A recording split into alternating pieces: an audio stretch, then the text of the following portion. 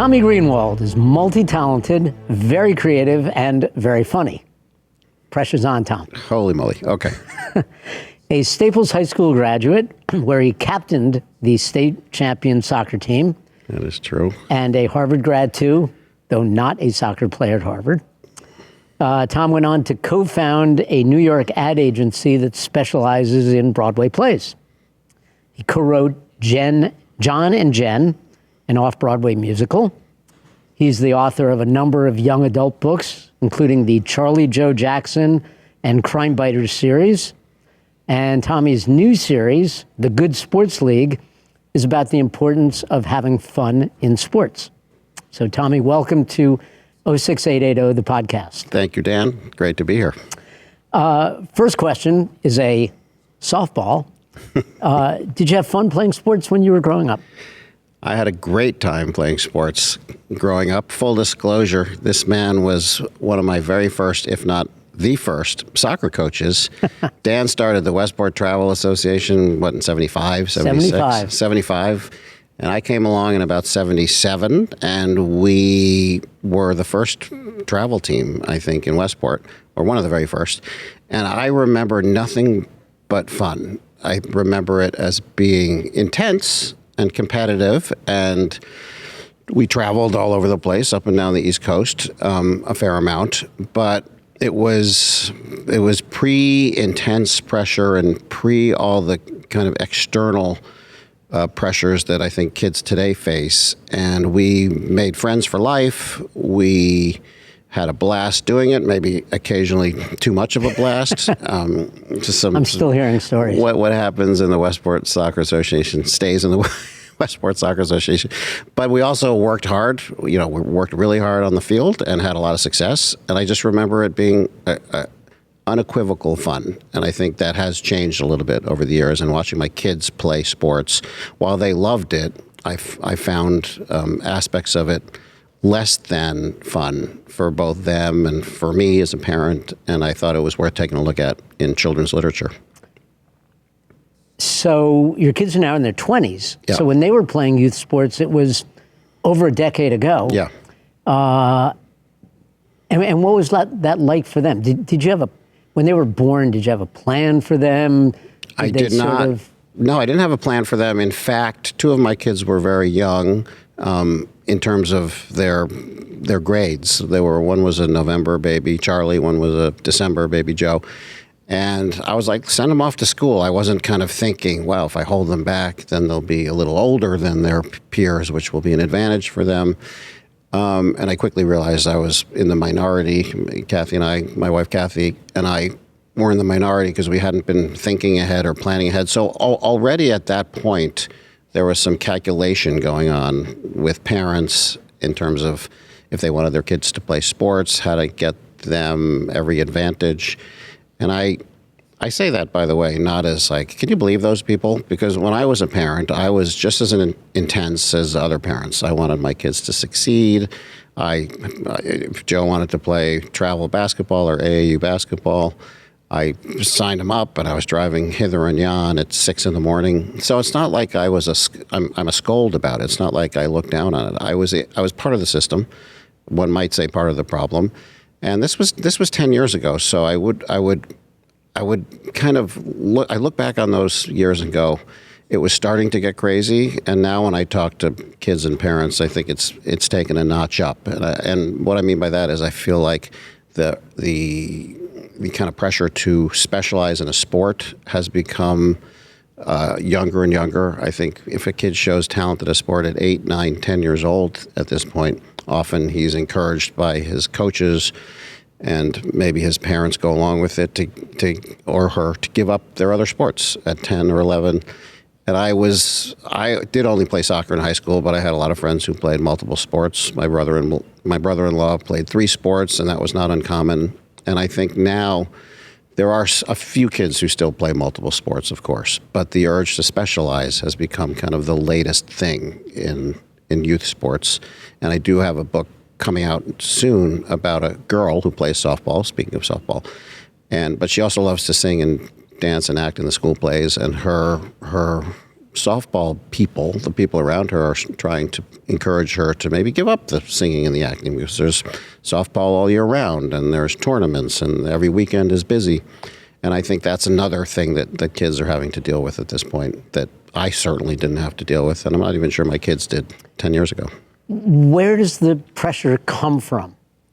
I mean, everybody feels it. The kid feels it. The parents feel it. The coaches feel it.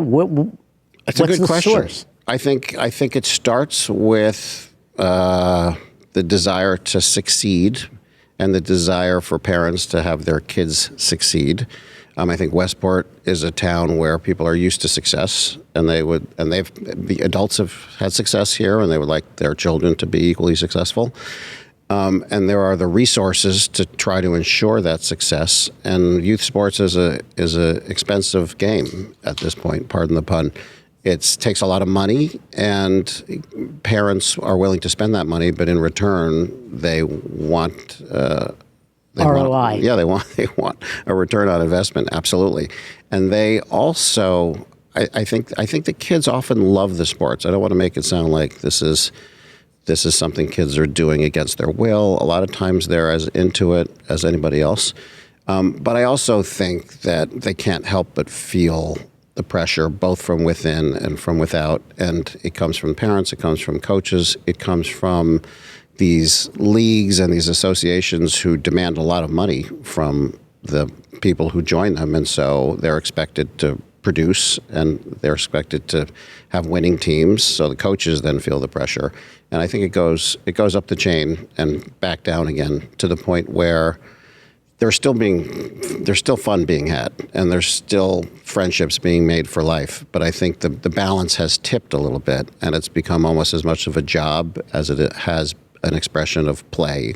You know, kids play sports; they don't work sports, and families shouldn't go broke paying for sports. It should still be as much as humanly possible, because human nature is human nature, and there is the desire to get ahead. But it should still be fun. There should still always be a sense of play. And I think if a kid is talented, sometimes it gets even more intense, because then the pressure becomes, a little higher to take advantage of that talent.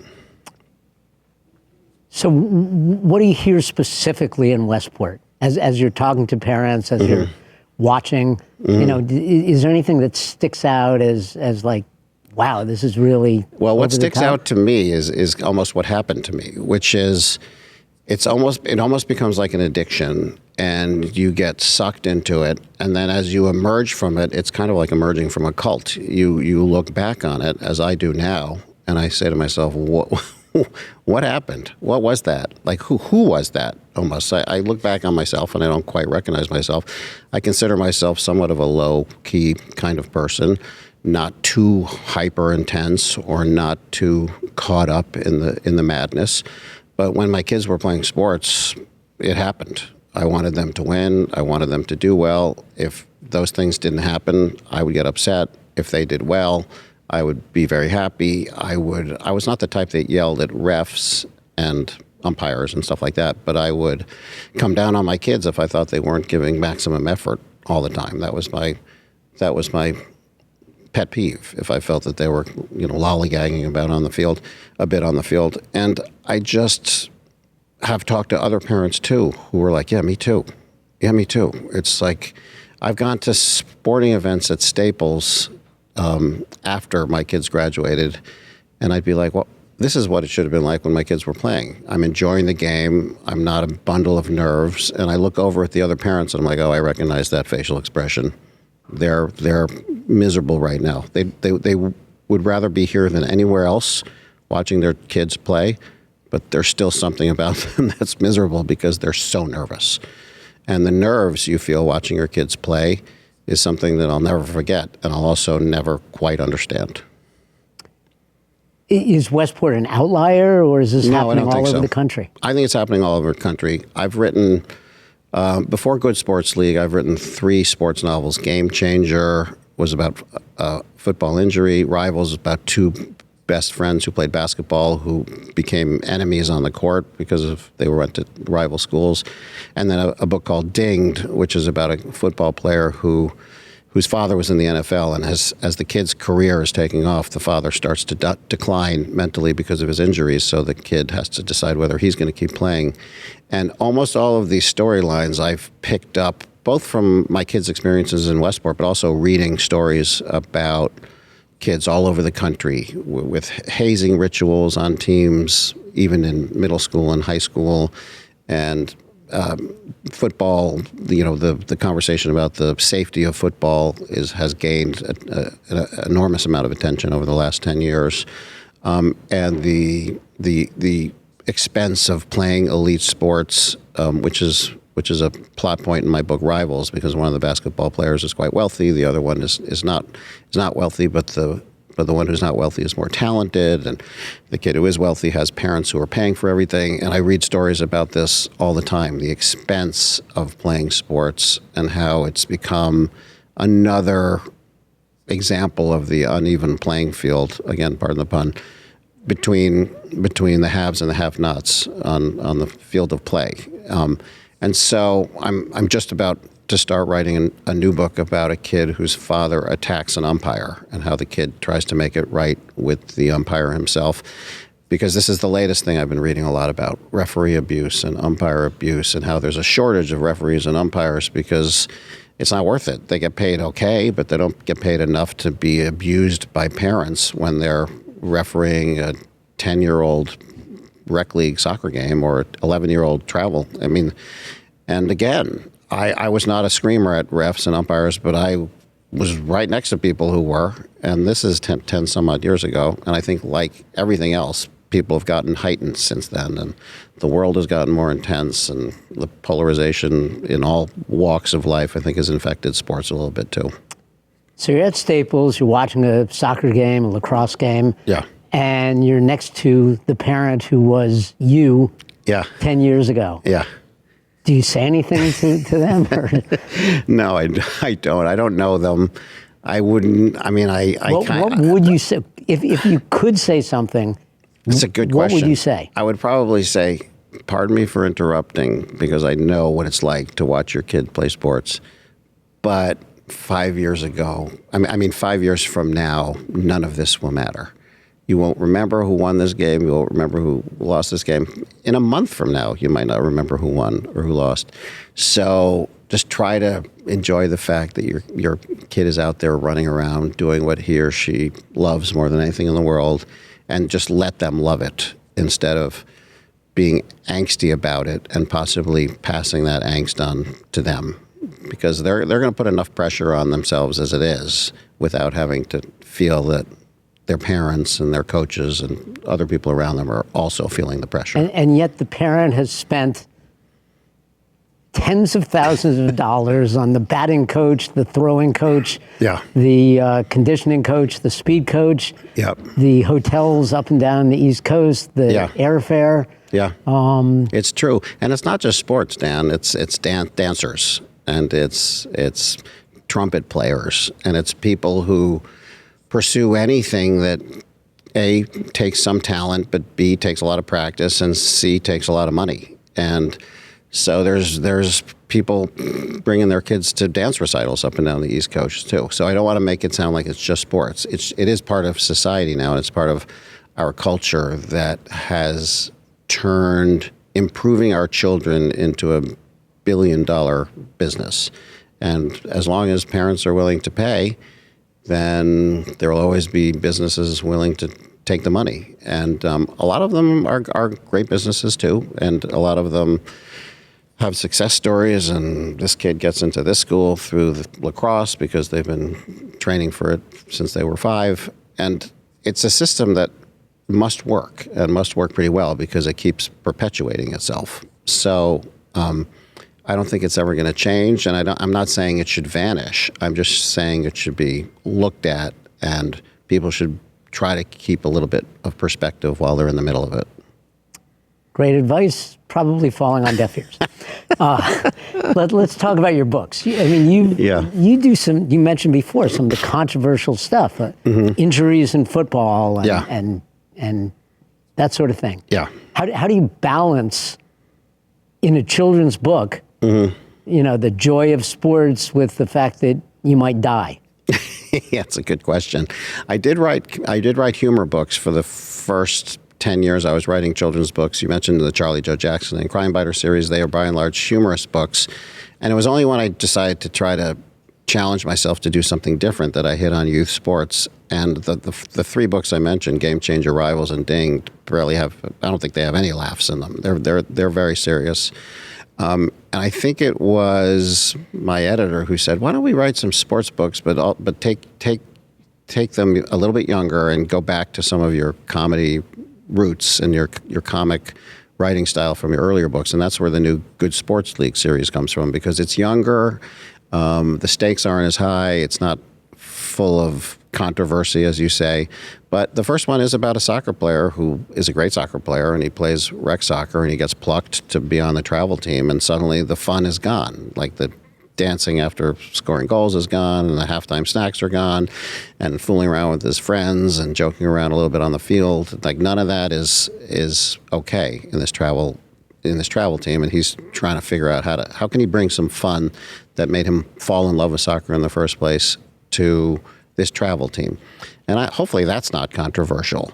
I think what was a little controversial is my son Jack played football, and I was a little, I wouldn't say nervous about it, but I was a little bit trepidatious about writing about youth football, because I wanted to make sure that the reader understood that I love it as much as I'm concerned about it. I happen to love football. I still watch football, and I loved watching my son play football, and he loved playing football. And I want to make sure that comes across while I'm saying, but let's take a look at these things, like the hazing and like some of the coaching, which is 90% great and 10% abusive sometimes. I would pick up Jack from football practice and maybe get there for the last 5 minutes, enough to hear some of the screaming that would go on. And I would say to myself, if a teacher in math class screamed at a kid like this, they'd be We've gone over this quadratic equation so often. They'd be fired on the spot. And a piano teacher, I just think, in sports, adults are allowed to talk to kids in ways that they're not in other aspects of life. And so I wanted to touch on that and say, is this okay? And let's take a look at this, but also not condemn youth sports or not condemn high school football, because I think it's incredibly important and incredibly valuable, and my son wouldn't have traded it for the world. So I think hopefully the two coexist in my stories. And what kind of feedback do you get?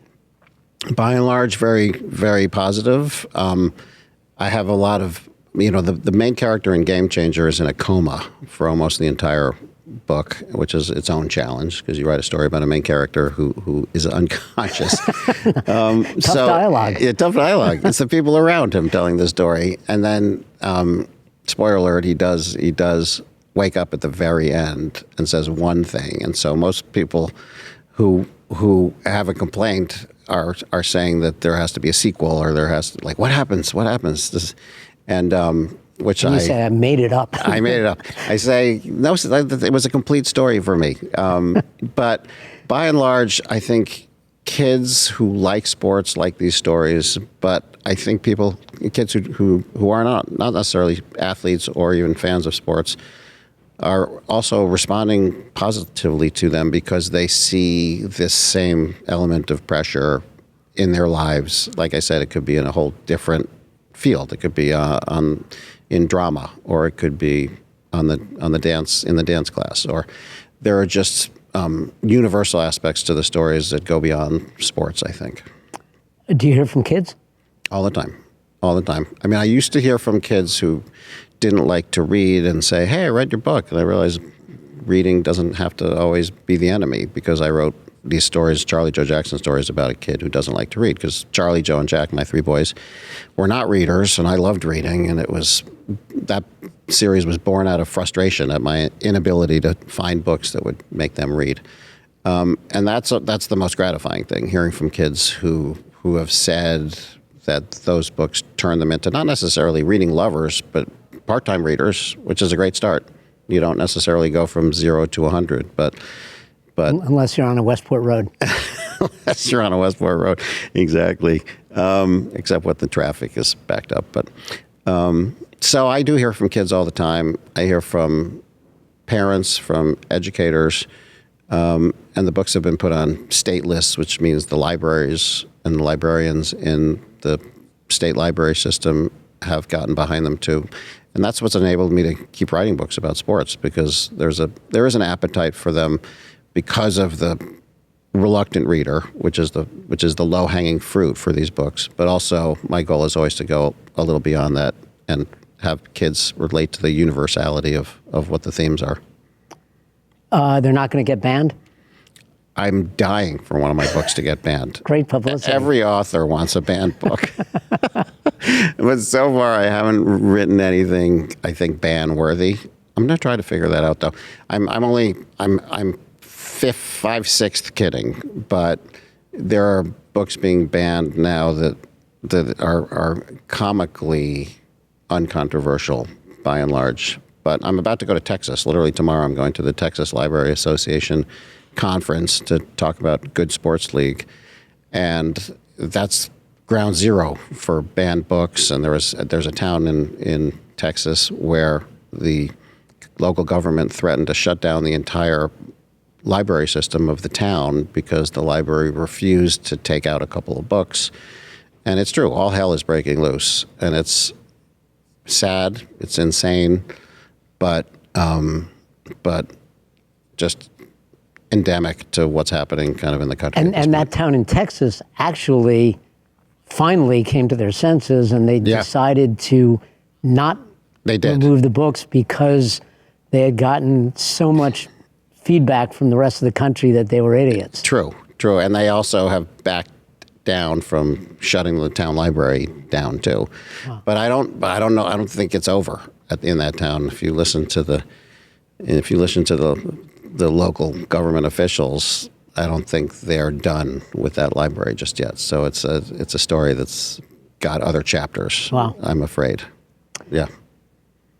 So you grew up in Westport. I did. And you came back here, raised your kids here, married a Westport. Was she a classmate? She was. In your class? I didn't know her, but she was in my high school class, yes. So this has nothing to do with the books, but it has to do with Westport, and this is a Westport podcast. Yeah. What's it like being back here and raising kids in the town you grew up in? I think by and large it's been amazing. I think my kids would probably agree that by and large it's been amazing. God knows it's changed a lot, and no one's documented the changes better and more thoroughly than you, Dan.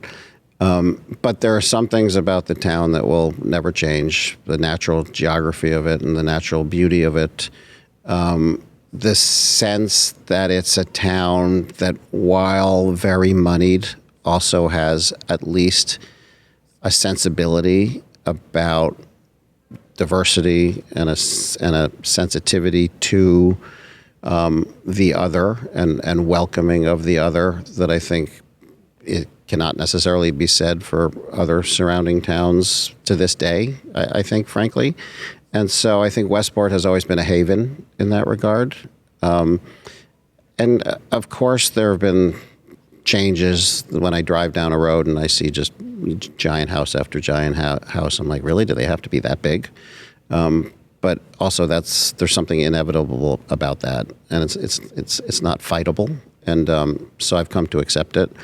And I don't see myself leaving this town anytime soon because it's such a wonderful place to live. I feel a little sad that it's become so expensive to move here that you have to essentially be in a certain financial stratosphere to even contemplate moving here, because I don't think that's great ultimately. And so maybe there are ways that this town can figure out to balance that with some affordable housing, which I know is a hot topic right now, because I don't think any town thrives when it its very nature contributes to the exclusion of a large part of society. And that's a simplification, God knows, but in a utopian world, it would be nice to have people from all walks of lives be here. Do you think that your sons Charlie, Joe, and Jack, had the same type of great growing up experience that you did? By and large, I think they did. I think the resources here, both naturally and through the school systems, are unimpeachable. I think they all were able to do a lot of kinds of different things. A lot of, two of my kids were athletes, but they played instruments, and Charlie was an athlete and became an actor in the school drama program. I think ultimately their high school experience and education served them incredibly well as they went on to college and as they've gone on to their post-college lives and careers. The things that were great when I was a kid are still great. The school system is incredible.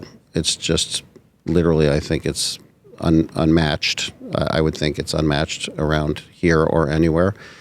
And I mean, unfortunately, I think that's one of the things that makes it so desired that it becomes a very elite town, because the system, every parent wants a school system that can show their kids off to their best advantage and give them every advantage. And so what's incredible about this town, the resources and the school system, is also what puts it into a certain category that might ultimately make it a little less great, which is that it's so wonderful, it's too wonderful for a lot of people to afford. And then once they get here, they've invested in it, they've invested in their kids, and the cycle begins. Yes, exactly. I do think that ultimately, everybody comes out the other side. Like I said, I was a parent who was in the rabbit hole of pressure, especially in the sports. And I came out the other side. My kids came out the other side. I think both my kids who played sports in Staples will look back and go, it was great. I loved playing sports at Staples, and I loved playing youth sports. So again, it's not a broken system. It's just a delicate system that the balance is I think a little wobbly right now, and people need to look at some things. And through your books, you're helping them look at it. I hope. I mean, I write with author notes. I'm not telling kids what to think. I just want to tell them to think, and then they can make up their own minds, and their families can too. So last question, going back to your growing up, if you could time travel and relive or go through any sports event that you went through, what would it be? You mean to just relive it? Relive it, be part of whatever you want. It's a stupid question, but... I mean, I guess I have to go with the state final game in senior year, as you said, 1978, and we were playing this incredibly tough Greenwich team. I don't know if you remember, they had 2 exchange students who joined the team in the middle of the season, and we'd played them earlier, and everybody was like, wow, they're a different team now. They are very formidable. And we hung around, and we scraped a couple of goals together, and Bob Simonton, our goalie, made a couple of ridiculous saves, and it was 2-2 going into the last overtime. And then Gordon Hull scored with 11 seconds left. It was going to be a co-championship, so we won the championship. And Stuart McCarthy's mom, Joan McCarthy, brought out this incredible cake to say congratulations to the state champions. And for some reason, I was just too fired up. I took my hand and I smashed my hand down in the middle of the cake. And then, of course, everybody else was like, ah! And we like tore the cake to bits in 2 seconds, this beautiful cake that Joan McCarthy had made. So if I could go back, everything would be exactly the same, but I would not smash my hand into that cake and ruin this incredible Joan McCarthy creation. She was an amazing lady. And that was an amazing cake, and I feel like I destroyed it. And it was an amazing game. And it was literally 11 seconds, because I have in my house a photo of the clock. It was a handheld clock. It wasn't a scoreboard. Really? That showed 11 seconds to go. That is incredible. Jeff Cates to Gordon Hull. Incredible. I was walking to the sideline going, oh, well, co-champions. I mean, I was literally like... And that's the beauty of sports. That is the beauty. That is the beauty of sports. And it was Jeff Lee's first year as coach, and he was 1 for 1. It was 1 for 1. It was great. Tommy Greenwald, editor, the writer of the Good Sports League series, along with many others. Great look at youth sports, growing up in Westport, Westport today. Yeah. Full disclosure, I've dedicated that book to 4 of my formidable soccer coaches. Mr. Woog is one of them, along with John Chacho at Bedford Junior High School, the aforementioned Jeff Lee, and the legendary Albie Leffler. I am in good company. And You are I've been indeed. in good company today. Tommy, you, Dan. thank you very much You're for so coming on the welcome. podcast. I had a great time. Thanks. You bet.